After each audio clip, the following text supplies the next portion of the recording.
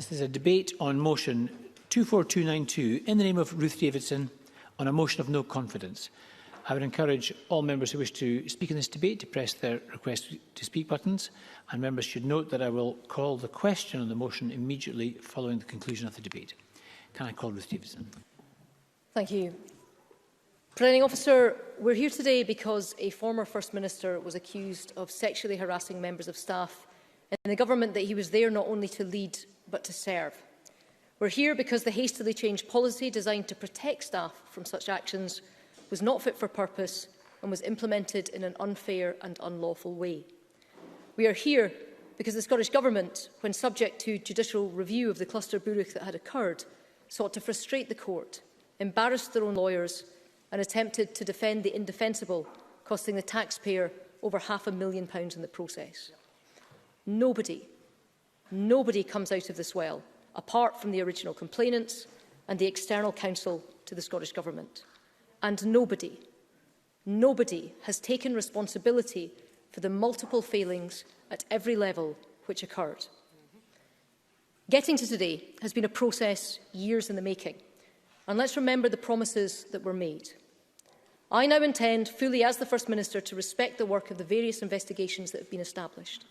The words of Nicola Sturgeon spoken from the place in which she is now sitting on the 17th of January 2019. And I took her at her word. A committee of the Scottish Parliament had been established to consider and report on the actions of the First Minister, of government officials and of special advisers over the botched investigation. That committee would take evidence, deliberate and deliver a judgment. Indeed, the First Minister demanded of members of this chamber the same high standards that she claimed for herself. She said, "It strikes me that people cannot call for inquiries and then refuse to respect the work of those inquiries. I will respect the work of those inquiries, and the question is, will others across the chamber?" It was a fundamental question, to which at the time there seemed a pretty self-evident answer. What member of this Parliament would not respect and accept the verdict of a committee of this Parliament established to investigate such serious matters? But now the verdict is in, and we have our answer to that fundamental question. And those who have traduced the committee, who have rubbished its work, who have thrown mud at its members, who have made baseless claims regarding its outcomes, and have disrespected its conclusions, are the members that are sitting behind the First Minister and who are catcalling from a sedentary position at the moment. Order, please. Yesterday, we publicly accepted the Hamilton report. For days, others have rejected the committees. And we note that Hamilton was crystal clear that the basis of this vote of no confidence, whether the First Minister misled this Parliament or not, is a decision for this Parliament and not for him. So let's look at the committee's conclusions. In its 192 pages, the report directly concludes that the First Minister misled the Parliamentary Committee regarding her initial meeting with Alex Salmond in her house in April 2018. We already know that her original statement, that this meeting was the first that she had heard of any such complaints, was also misleading. And months after she falsely stated that to Parliament, she was forced to correct the record. The committee also concluded that the catastrophic failure to disclose documents through the judicial review process was the reason for the high awarding of costs and the wasting of taxpayers' money, saying those responsible should be held accountable. Similar to the judicial review, the committee was directly thwarted in its attempts to gather evidence, and its verdict was scalding. This is an unacceptable position for a parliamentary committee to find itself in when trying to scrutinise the government, particularly when both the First Minister and the Permanent Secretary stated that there would be full cooperation with the inquiry, and how hollow that full cooperation pledge now looks. But the most difficult bit to read of this whole report for all of us, and I expect for the First Minister too, are the words of the original complainers themselves, who were badly let down, who talked of working in a culture where bad behaviour was endemic and such behaviour was permitted and a blind eye was turned to it. A charge that was substantiated by the civil service union, the FDA, who said that its members, working for the Scottish Government, operated in a culture of fear and that issues are not historical, they are current. No matter what your political colours, it should shame us all that working for your country's government, which should be a matter of pride, is actually a test of strength because of unacceptable behaviour and blind eyes being turned. And on the subject of behaviour, I want to put on record that I believe the leaking of this report's findings last week was both damaging and wrong, and I, along with my party, will support any investigation into that wrongdoing. Presiding Officer, the First Minister proclaimed her respect for the work of this Parliament's Committee of Inquiry, right up until the moment it became clear that the outcome would not suit her. Then her respect for it vanished. And I don't doubt that if this committee report had cleared her of wrongdoing, it would be held up as being the will of this Parliament. But a report which found her to have misled this Parliament is instead denounced as an unprincipled hatchet job. I have already said that I respect the Hamilton report's conclusions, but he publicly and specifically handed the question of whether the First Minister misled this Parliament back to the Parliament itself. And let's be clear about what the committee inquiry of this Parliament has found.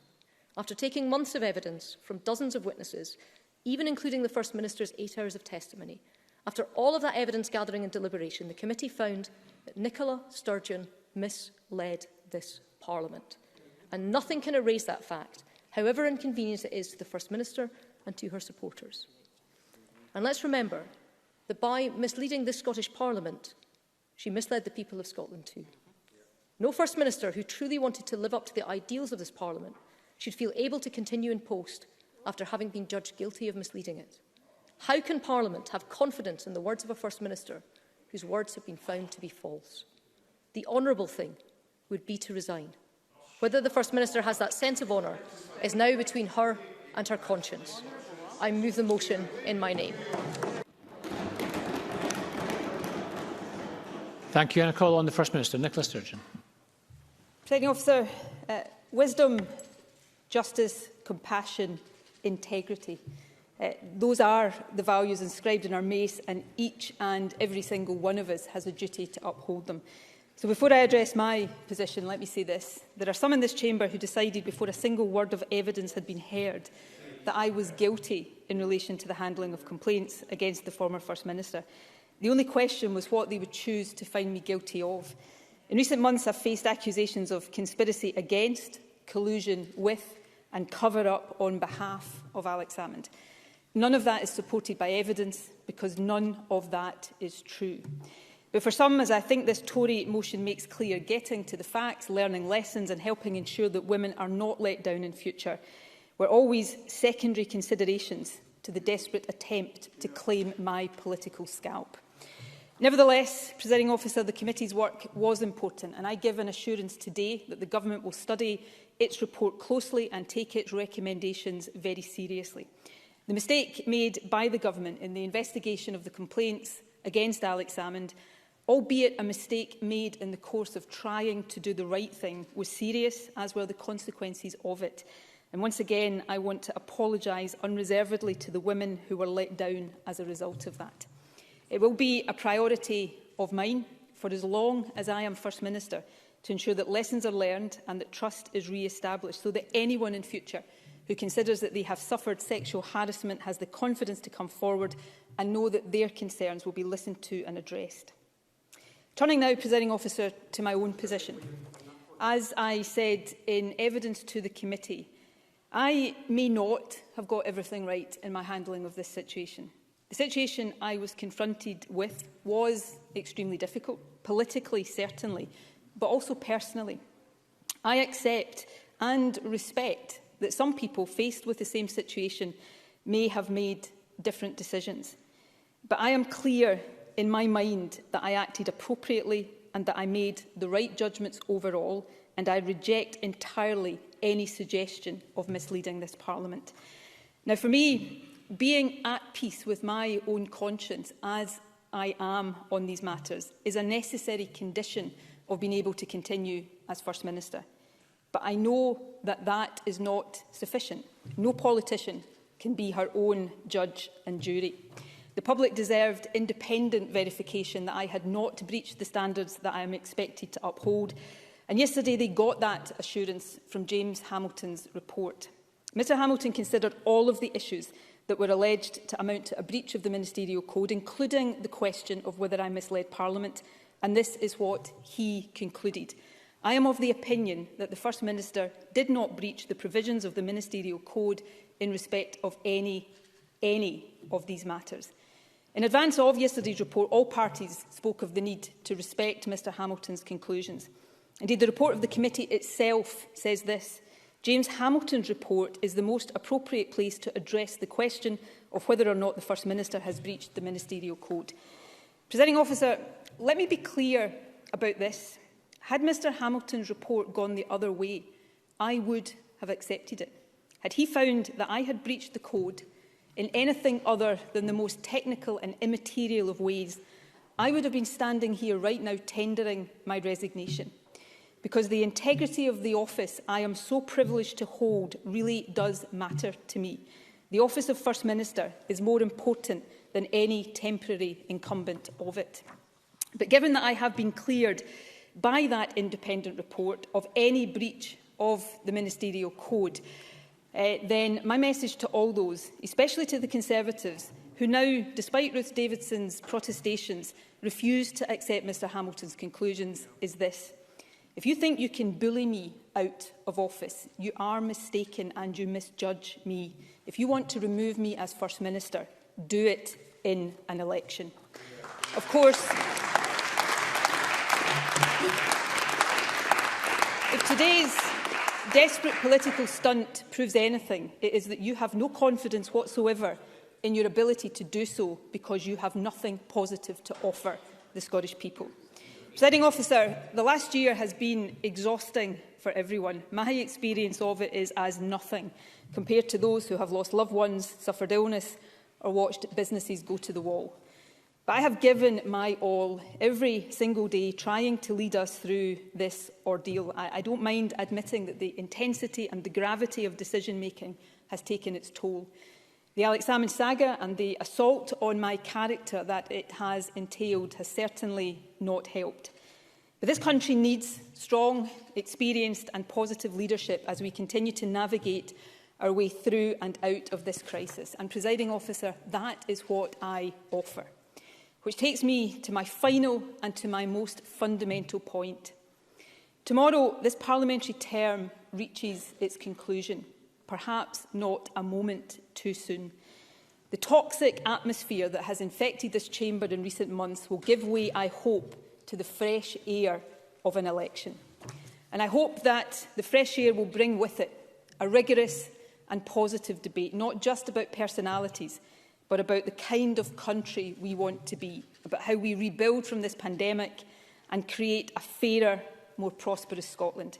It is now time, Presiding Officer, for the country to decide.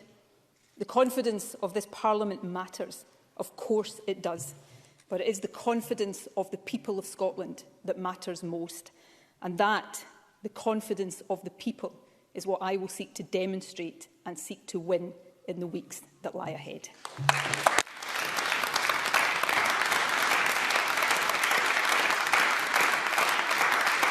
Thank you. Can I call on Anas Sarwar?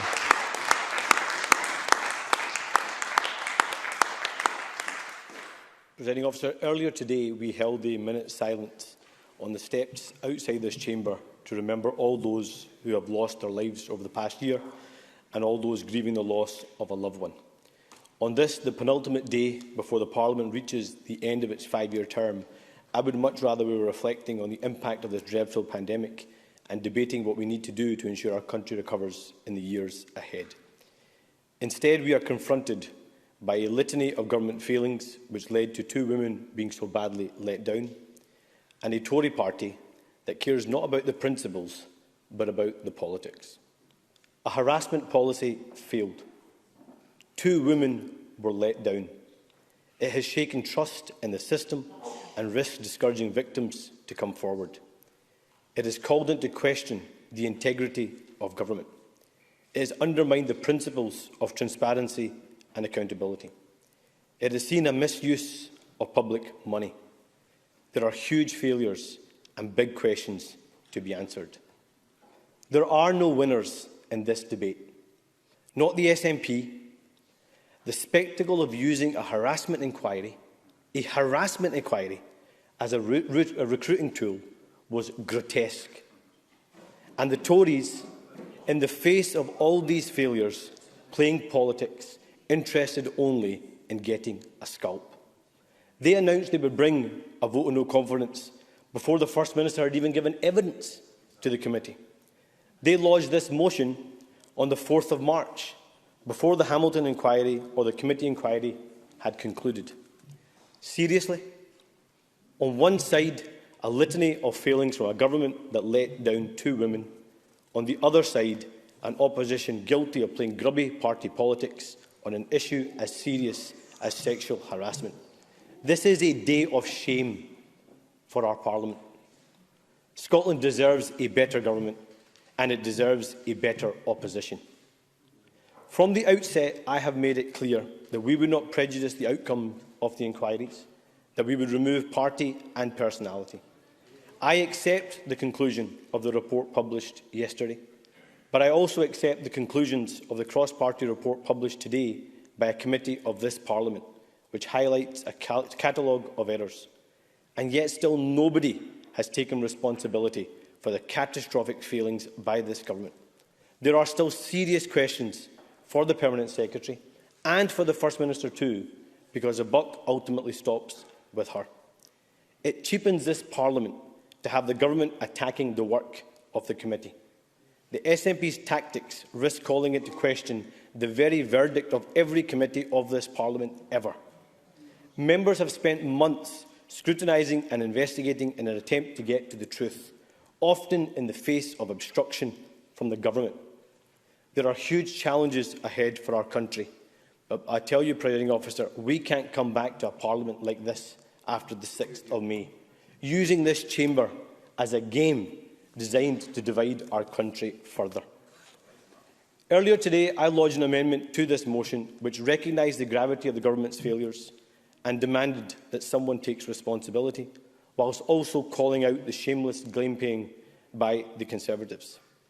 That amendment was rejected, which I regret. So, as happens far too often in Scottish politics, we are left once again with a binary choice. Do I have confidence in the way the First Minister, her team and senior members of the government have handled this matter? Do I have confidence in the government's record? We only need to see today the report around the attainment gap, what the First Minister said we should judge her record on, and their ability to focus on coming through a national recovery as we come through COVID? No, Presiding Officer, I do not. But on what I hope is their second last day as Scotland's main opposition party, I also have no confidence in a Tory party which today seeks to use this awful episode in our country's history in the futile and vain pursuit of a cheap political scalp, contradicting what they say here to what they say in a different Parliament elsewhere. We cannot support a motion which is designed not to deliver the kind of strong opposition they promised, but purely at dividing our country and our politics still further.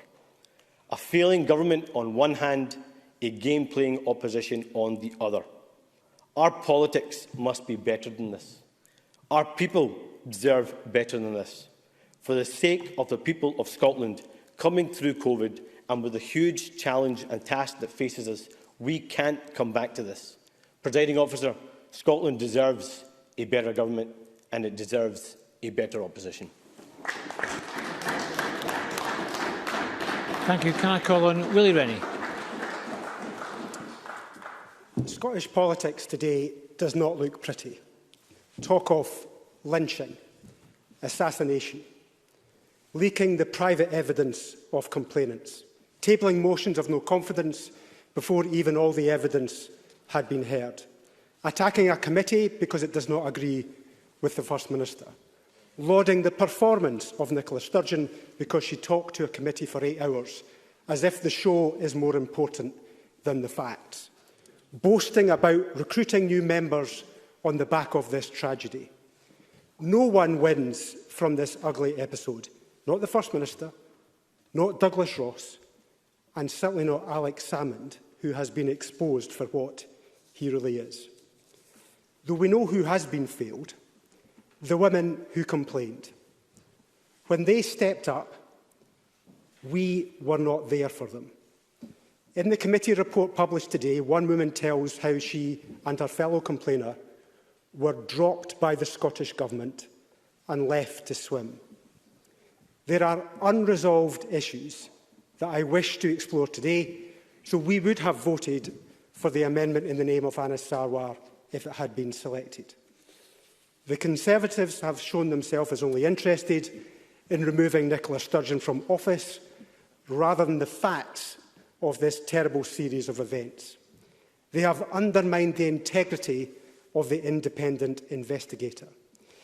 Yet, even the most ardent SNP supporter must recognise that the women who complained were let down by the government and that £500,000 was wasted defending the indefensible in court. We know the government will win today because they have the unconditional support of the Greens. But this debate and vote cannot be the end. So in his summing up, I would like the Deputy First Minister to tell us where this goes from here. First, how does he explain why James Hamilton was unable to conclude whether the First Minister misled Parliament over whether she offered to help Alex Salmond when they met in her home? James Hamilton says it is up to the Parliament to determine whether it has been misled on this. We need an adequate explanation from the Deputy First Minister. Second, on the transfer of the name of a complainant to Alex Salmond's former Chief of Staff, James Hamilton believes that did happen. He says that version of events is credible. That is a terrible breach of confidentiality. Not only were they left to swim, but their identity was passed to a person that they were complaining about. What is now to happen to the person responsible? Third, the government made a serious error in defending the indefensible in the court case costing £500,000 and more. This is a colossal error that apparently no individual is responsible for. What will happen next? Finally, on the government's complaints process. Confidence is rock bottom now. No one has complained in the last 3 years. What will the government do to convince this Parliament and women that this process will change? The SNP is divided, has a terrible record of delivery over 14 years in government. And there are serious questions about how women were treated by this government. I would contest that they no longer should be in office. Even as the government wins today, the voters will have their say in 7 weeks. The country deserves a positive, progressive alternative that will put recovery first. But how we will vote today will be determined by what answers we receive from the Deputy First Minister as he sums up today. Thank you. And can I call Patrick Harvey, who joins us remotely? Patrick Harvey. Thank you, Presiding Officer. This situation began with an extremely serious issue, the mishandling of an investigation into sexual harassment allegations. And I honestly wish that everyone's focus had remained on that issue. But what we've seen since then has been the deliberate, systematic and entirely cynical exploitation of that issue to suit motives which are all too apparent today.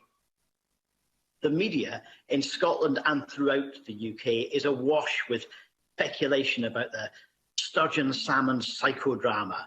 The coverage of this is dominated by one question: what does this mean for the independence cause? When we should be asking what this means for the treatment of harassment or for the position of those who want to call it out.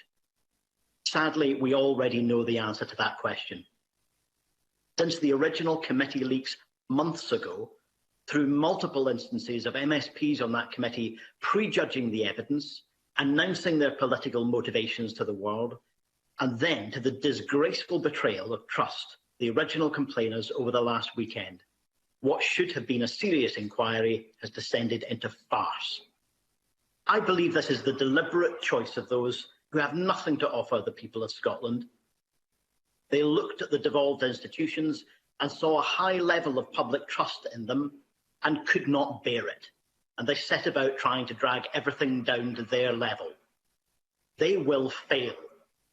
But as a direct result of their actions, the women who complained about sexual harassment in the first place had to put out a statement via Rape Crisis Scotland to complain about the violation of their trust. So here we are. In one hand, we have an independent report by someone with enough professionalism not to go hawking quotes to the press in advance. It clears the First Minister of any breach of the ministerial code. And on the other hand, we have a report by a committee of this Parliament whose members have prejudged the evidence, called for resignations before listening to it, betrayed the original complainants in the sexual harassment case, and leaked their own conclusions to the media. Their actions are a betrayal of the trust we all placed in them when we appointed this committee. Calling out this behaviour does not, as Anas Sarwar suggests, reflect on the rest of our Parliament.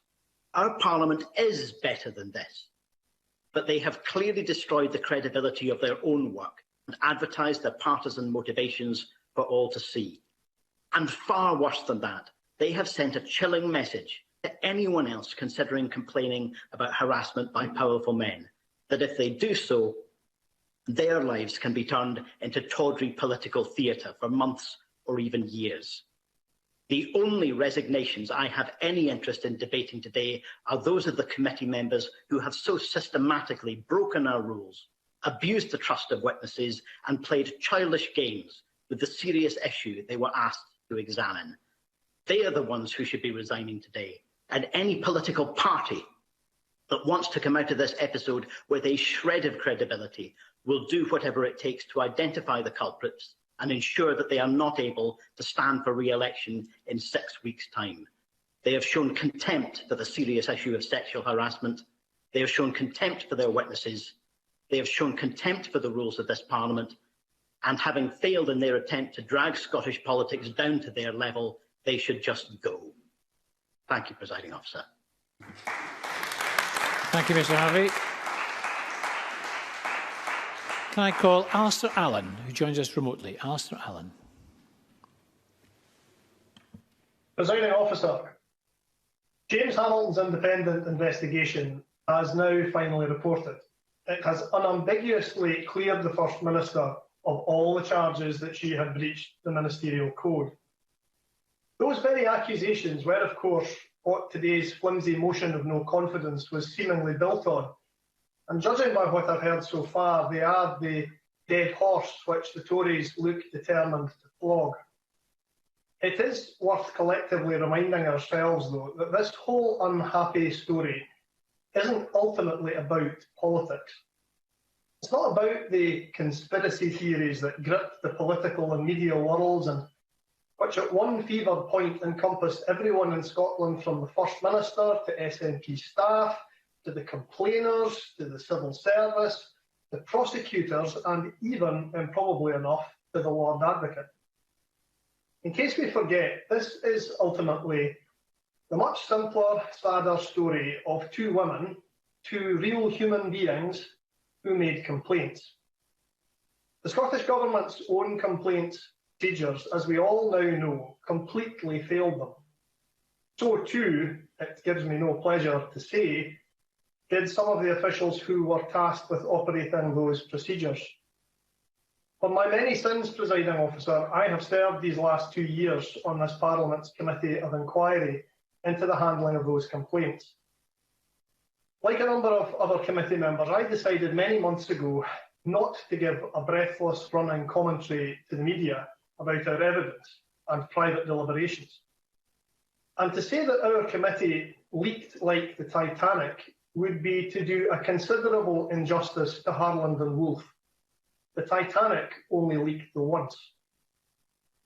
I can genuinely say that for me, the low point in my 14 years in this place was when I found out that someone on our committee had gone so far as to leak sensitive material purporting to be accounts of the two women, accounts which had in fact not been authorised by them for release.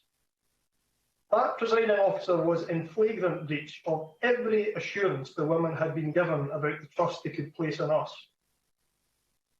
Now, some have said that such behaviour represents a challenge to the credibility of this Parliament. Well, like Patrick Harvey, I profoundly disagree with that assessment. I think it's simply a challenge to the credibility of some members. But it does, I am afraid, speak to the deep reserves of disfiguring political hatred which some people in this place apparently have for the First Minister. a hatred born, no doubt, of long political frustration, and which brings them to their confidence motion today. Presiding Officer, there were, of course, many things in the committee's report on which we all agreed, and I hope those findings will be useful to prevent people being failed again in future.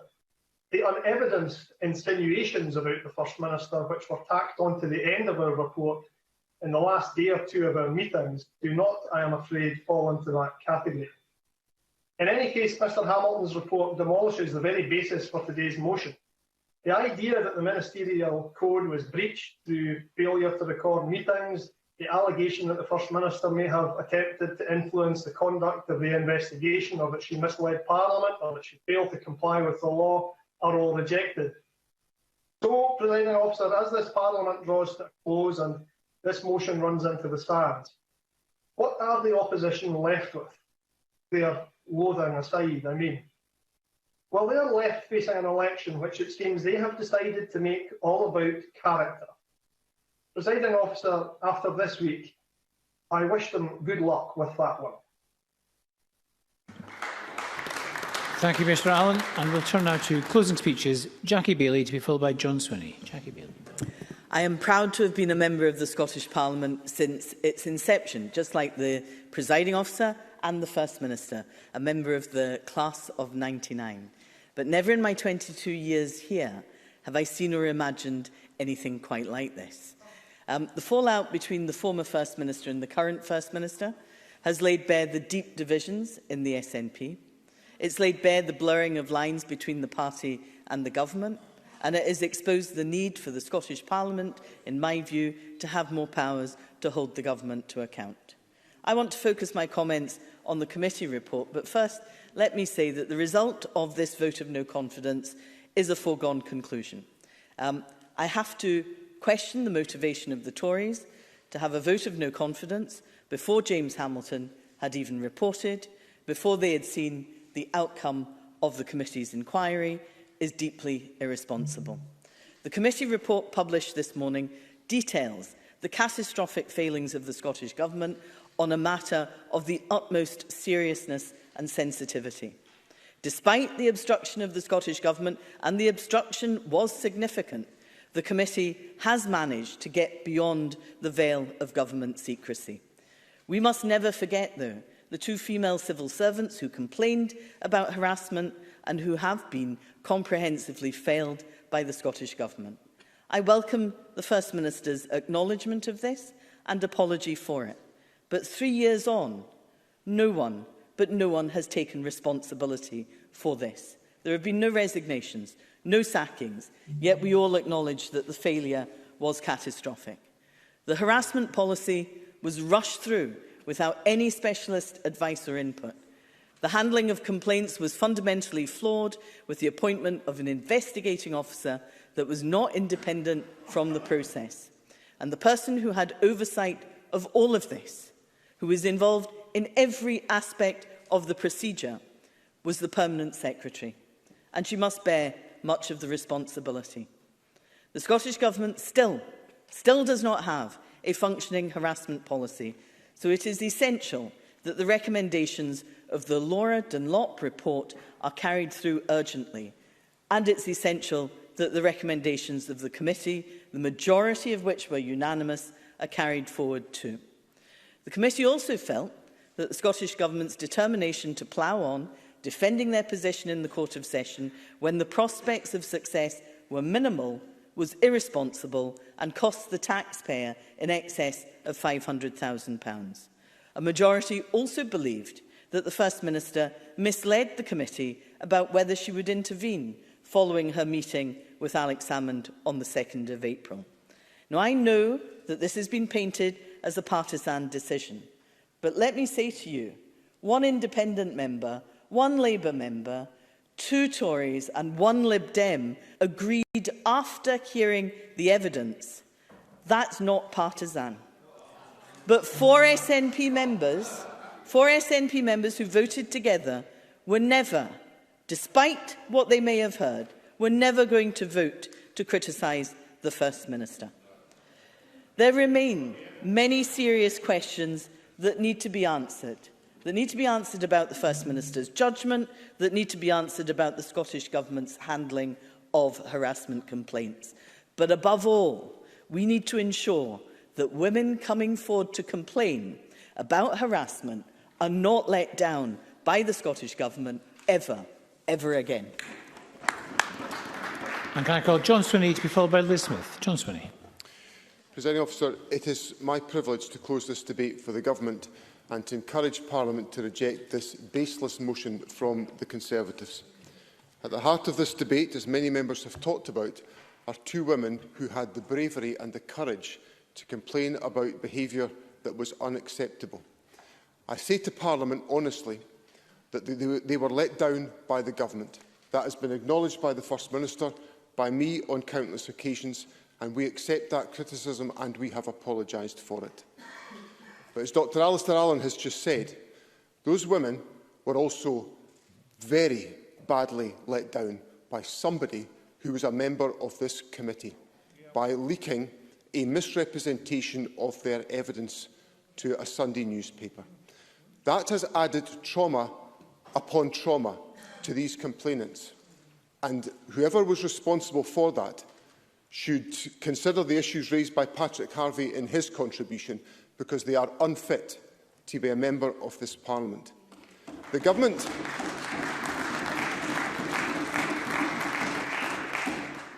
accepts that mistakes were made. We apologise for them and we will remedy them. There is much in the committee report that was published this morning of substance which is of strong challenge to the procedures and processes of the Government, which the Government must accept. It is good work that has been done there, and as Jackie Baillie has just said, the overwhelming majority of it was delivered unanimously. The Laura Dunlop report that was passed to the Government last week, I have indicated publicly the Government will take forward, along with the Harassment Committee inquiry report and that of Mr Hamilton, to make sure that action is taken speedily to address the issues that need to be addressed, to make sure we have in place a policy framework that is fit for purpose to enable anyone who has the need to complain to be able to complain and to complain with confidence. So those will be the actions of Government, and it will be for incoming ministers to take that forward after the 6th of May. We then turn to the substance of this motion and whether it is an appropriate motion for this Parliament to consider. On the 2nd of March, Douglas Ross MP said this: "There is no longer any doubt that Nicola Sturgeon lied to the Scottish Parliament and broke the ministerial code on numerous counts." That was the day before the First Minister gave 8 hours of testimony, before she had said a word to the Parliamentary Committee. On the same day, Adam Tompkins, a member of this Parliament, tweeted this: "Sturgeon lied. We know that now. That's why she must resign. She lied." Ruth Davidson talked about high standards. I have to say I find that tweet the lowest standard I have ever seen in my parliamentary life. My dear friend, the First Minister, talked about the toxic culture. If there was a toxic culture anywhere, Adam Tompkins emptied a gallon of petrol on that toxic culture by a remark of that type. Jackie Baillie talked a moment ago about how the committee was a dispassionate conclusion was arrived at by the votes of 2 Conservatives, 1 Labour, 1 Liberal and 1 independent member. On the 12th of October 2020, Murdo Fraser tweeted, "The FM lied again." How on earth can we be expected to take seriously conclusions arrived at by 5 votes to 4 at the last gasp of the committee processes, when the committee had already agreed to these words? For all these reasons, the committee believes that James Hamilton report is the most appropriate place to address the question of whether or not the First Minister has breached the Scottish Ministerial Code, and yesterday Mr Hamilton gave his verdict. I am of the opinion that the First Minister did not breach the provisions of the Ministerial Code in respect of any of these matters. So the First Minister, on the committee's test, was exonerated yesterday by Mr Hamilton, and I am delighted that that has been the case. I have sat in close quarters to the First Minister for many years, as colleagues, sometimes in active disagreement about priorities, most of them, respectfully, First Minister, about money, if I seem to remember. But throughout all of my days of dealing with the First Minister, I have always known I was dealing with an individual of integrity, of character, of responsibility and of devotion. Devotion to serving the people of this country. She has given every ounce of her energy to protect the people of this country in the last trying 12 months over COVID. She has done everything she could to protect the public, and the last thing she deserves is this grubby motion from the Conservatives, and I invite Parliament to chuck it out at the first available opportunity.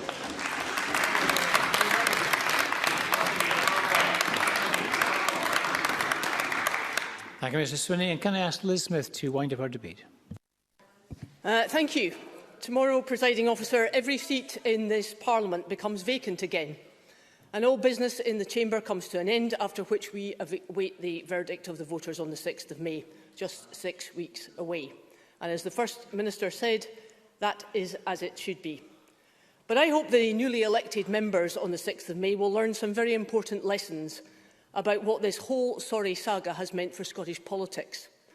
And I also hope these lessons will be learnt by every single politician, irrespective of his or her political views or seniority, starting with the fact that the female complainants in this case have been utterly failed by the serious flaws in the Scottish Government's handling of the complaints process. But that is not all, because the fallout from both James Hamilton's report and from the Parliamentary Committee investigating the Scottish Government's handling of the complaints process is significant, and it is certain to have long-term ramifications. The First Minister has been cleared of breaking the ministerial code, but she has not been cleared of a serious lack of judgment, of presiding over a dysfunctional government, and crucially, of misleading the committee, most especially when it comes to her account of when she first heard about the concerns of Alex Salmond. Neither should we ignore the fact that James Hamilton makes clear that he was frustrated by the fact that legal constraints prevented him from publishing all the relevant details without redaction, so that the necessary evidence could be examined in the appropriate context. Presiding Officer, when political commentaries are written these days, it is often said, I won't, Mr Swinney, it is often said that politicians have sunk low in people's esteem, that there is a diminished level of integrity in politics and therefore a diminished level of trust between the voter and the body politic. Presiding Officer, I agree with that. And that, for me, is what has happened in this case, because it is symptomatic of the problem. Because at times there has been a complete disregard for the will of Parliament. How many times in recent months have we seen the Scottish Government completely ignore the outcome of votes in this chamber? We have seen a government determined to override the democratic process, believing that it knows better than Parliament. Indeed, that is the main difference that I see in my 14 years in Holyrood. Government is now dominant over Parliament rather than the other way round, and that is not healthy for democracy. And in that context, Mr Swinney, if you're going to make Mr. comments, Swinney. I would be grateful if you could just listen to the next point. Because I hope that the First Minister will reflect on the findings of James Hamilton when he says, and I quote, "Although I accept the First Minister's statement that her motivation to agreeing to the meeting was personal and political, and she may have sought to underscore this by hosting it in her private home and with no permanent civil servant present and no expenditure of public money, it could not, in my opinion, be characterised as a party meeting." That speaks volumes about the difference between party and government and how we should operate. In a further section in James Hamilton's report, he raises concerns that the claim that one of our officials leaked the name of the complainer is credible, and that must ring alarm bells too. And then there is the vast sum of taxpayers' money spent on a legal case that the First Minister knew was fundamentally flawed. Presiding Officer, this whole issue has principally raised questions about the operations of the First Minister and the Scottish Government, but it has also raised questions about the effectiveness of Holyrood. And to those ministers who in recent weeks have been trying to pretend that this Parliament is above reproach, I say no, it is not. I do not subscribe to the view that Holyrood is broken, but if it is to restore its reputation, it has a lot to think about in the next Parliament, led by the next presiding officer, whoever he or she may be. It needs to address the concerns about the inbuilt political bias of the committee system, about the relationship between government and other important bodies, including the Crown, about the absence of parliamentary privilege and the need to scrutinise post-legislative matters given the absence of a revising chamber. And so we fully support the committee's recommendation that there should be a commission to review the relationship between the executive and the legislature and make recommendations for change. Presiding Officer, I return to my earlier remark that this is all about women who were failed by the Scottish Government. But it's also about the failed workings of government, of the First Minister and her senior officials, and the weakened scrutiny of Parliament, which resulted from obfuscation, from a lack of transparency and incomplete information provided by the Scottish Government. I would suggest that no one comes out of this well, but principally the First Minister, who, although she is cleared of breaking the ministerial code, she has been found guilty of so many other failings which have undermined the integrity of this whole political process. What the person out there in the real world can see is that staff have been bullied, evidence has been withheld, stories don't add up, and women complainants have been badly let down. And so when the political history of 2021 comes to be written, people will rightly ask, why has no one resigned? Thank you very much, Ms Smith. And that concludes our debate on a motion of no confidence. We're going to go straight to the vote. The question is that motion 24292 in the name of Ruth Davidson on a motion of no confidence be agreed. Are we all agreed? No! We're not agreed. We're going to suspend for 5 minutes to allow members to access the voting app, members in the chamber and members on the virtual chamber. Parliament is suspended for 5 minutes.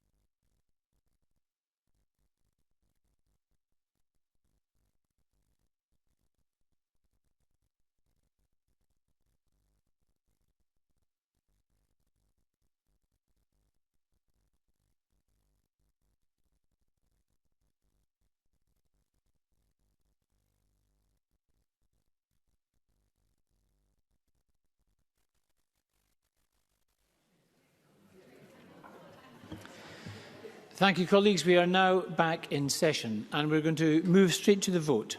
The question is that motion 24292 in the name of Ruth Davidson on a motion of no confidence be agreed. Members should cast their votes now. This will be a 1 minute division. A 1 minute division.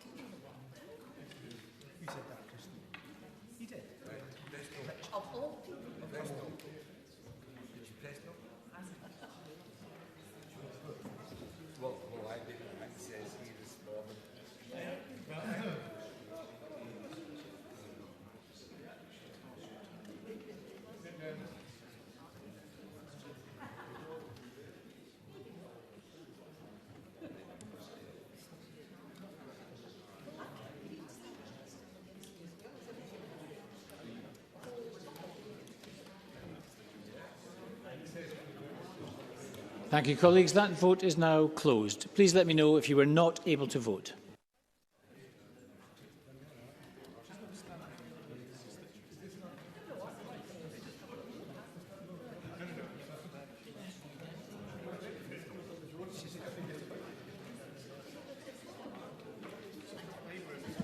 Can I call Gill Patterson to make a point of order? Gill Patterson to make a point of order.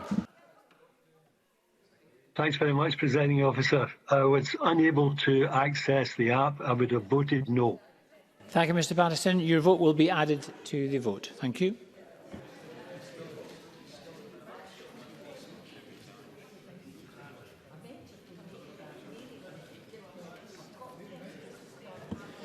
Thank you, colleagues. The result of the vote on motion 24292 in the name of Ruth Davidson is yes 31, no 65. There were 27 abstentions and the motion is therefore not agreed.